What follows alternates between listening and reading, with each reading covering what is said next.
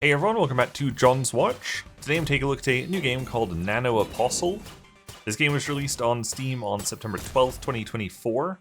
Its regular price is $25.99 Canadian or a regional equivalent, and it's developed by 18 Light Game and published by P-Cube. This is a dark sci-fi boss rush action game featuring intense reaction-based combat and a unique destruction point system. Play as Anita, a child augmented with lethal nanomachines, as she battles against twisted cybernetic experiments to escape a top-secret facility.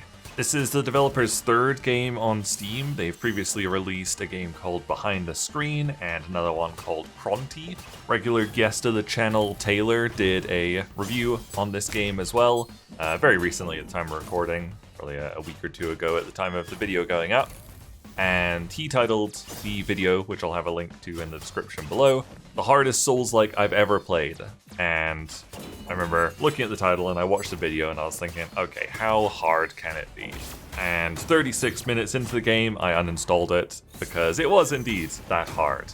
I don't think it's really a Souls-like. There's dodging, there's light attacks, there's parrying.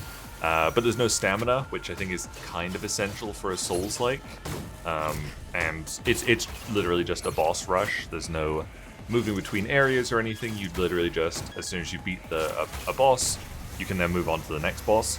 Not that I did that, not that I was able to beat the first boss, but theoretically you can do that. You play as Anita. She wakes up with no memories, but she's now got this weird nanomachine thing coming out of her back, and this is what deals with the combat, basically. It's, I guess, how the game explains why you're playing as, like, an 8-year-old girl, but she can do this quite intensive combat. You go through a quick tutorial section where you learn the mechanics of the game. Like I said earlier, you can light attack, you can do a ranged attack.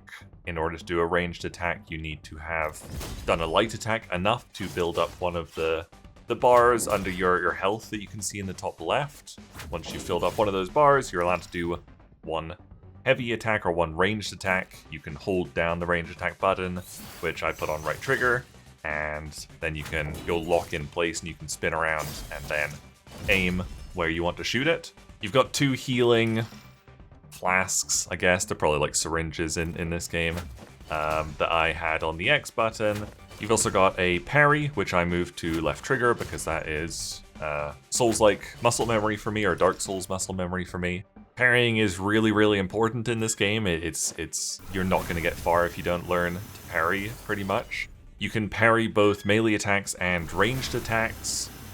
If one of the attacks glows red, as you can probably guess, it's unparryable, so you have to dodge that, add dodge on B, but for the most part, you will be trying to parry as many attacks as you can, because parrying is another way that you can heal. Basically, it seems if you do enough posture damage to the enemy, or enough poise damage with parries, then they will be in a vulnerable state, and you then use your grappling hook to grapple over to them and light attack them, or I think even you just do an automatic attack when you grapple over to them.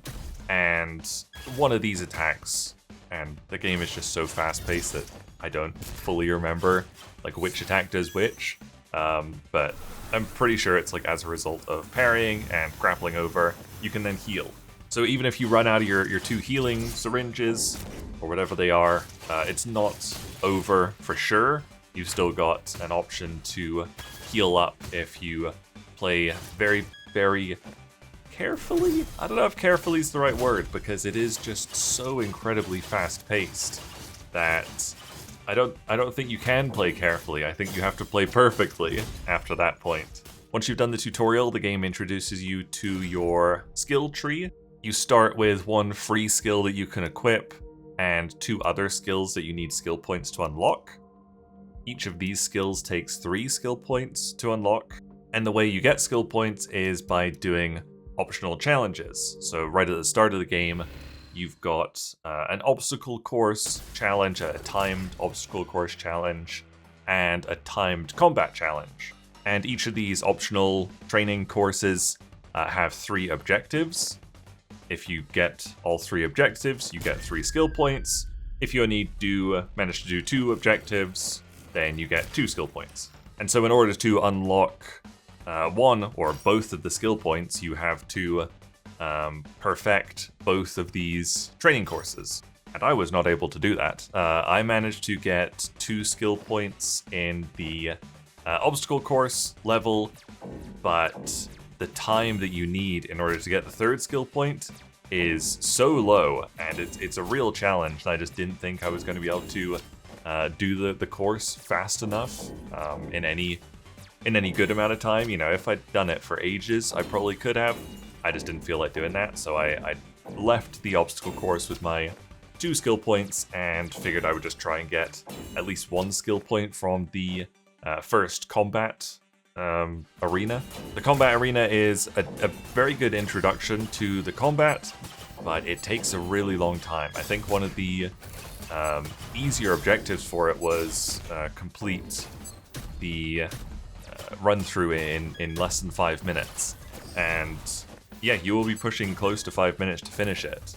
And I actually didn't end up being able to finish it. I think I tried 3 or 4 times and I got to what I assume was the very last stage. But by this point I was just completely out of healing, and there's lasers firing all across the room, and if you're in the wrong place, you die.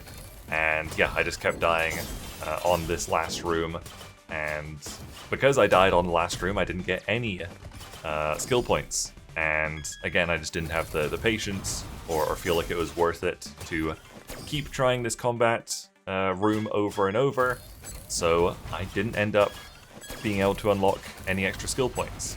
So I figured the game was already probably too hard for me. Let's just go check out the boss, see how bad it is.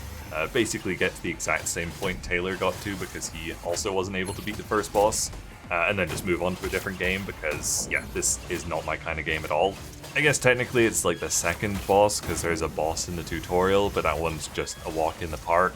It's really just meant to teach you the systems. It's not hard at all. So yeah, I would call this the first real boss. It's just insanely difficult. It's got so many different kinds of attacks. Some of its attacks are glowing like orange, which I think means that you're able to parry them. But it's also really quite difficult to read which attack is going to be a yellow-orange attack and which one's going to be a red attack when you're standing really close trying to do as much damage as you can. And so in order to parry an attack, you have to press left trigger, or whatever you've got it on, at the right time. When an attack is just about to connect with you, you press left trigger, you parry it, and that is the best way to play this game. And I very quickly realized that literally just spamming left trigger, spamming the parrying button, worked surprisingly well. I think the game intends for you to time your attacks pretty well, but even in the combat training or whatever, when there's like 7 enemies surrounding you, I found just mashing it would let me parry attacks far more often than not. I probably had like a 85% success rate from not even trying to time the parry, just mashing it. There's a little cooldown on the parry, so you know, I was thinking like, oh, what if I bound parry to like my left mouse button and turned on an auto clicker or something? How would that work? I didn't try it because I tried like hitting the left trigger as fast as I could, and there's definitely, you can only parry so many times per input, so it wouldn't have worked. But it was an interesting thought, and maybe it would still be interesting to stick it on an auto clicker and just never have to worry about parrying, because yeah, it feels like just mashing it does give you a decent success rate. I definitely saw some improvements, like with me personally, trying the boss a couple of times. The first time I tried it, did not do well at all, thought it was super overwhelming. The second time I tried it, I made sure to do ranged attacks whenever they were available. Basically, when you do a ranged attack to an enemy or to a boss, they will get a little diamond above their health bar at the bottom. And then when you do regular attacks, you will start filling up this diamond. And once you've filled the diamond up, they will take a bunch of damage. I think attack also heals you. I can't remember now. And so I found just getting a ranged attack out on the boss as soon as it was available, stacking these diamonds on the boss and just going crazy with the light attacks and the parries meant I actually managed to burst the boss down pretty quickly, and I was amazed when I managed to kill it on my second attempt. And then it goes into phase 2, and it just shrinks the arena, but it seemed to have all the same attacks, except it kind of chained a couple of them closer together, something like that. And like, I only played for 36 minutes. My hands were so tired from how many buttons and how fast you had to press them, that yeah, as soon as I died on like my third attempt, I was just done. I knew this game wasn't for me. Like, none of it was for me whatsoever. I think this is probably a pretty good game if you're like 17 years old and have like those twitch reflexes. I don't think I'm like slow or like bad, like terrible at video games by any means, but yeah, this was way too hard and way too precise and way too lightning fast reflexes needed. Yeah, the game just was not for me whatsoever. It's also pretty overpriced, I think. It's 26 Canadian. Lots of the reviews, people have managed to finish it, and most of them say, yeah, I finished the game in like 4 hours. So, I mean, it looks pretty nice, but yeah, I think it's too expensive, and yeah, it is ridiculously difficult, so definitely be aware of that if you think this game looks interesting.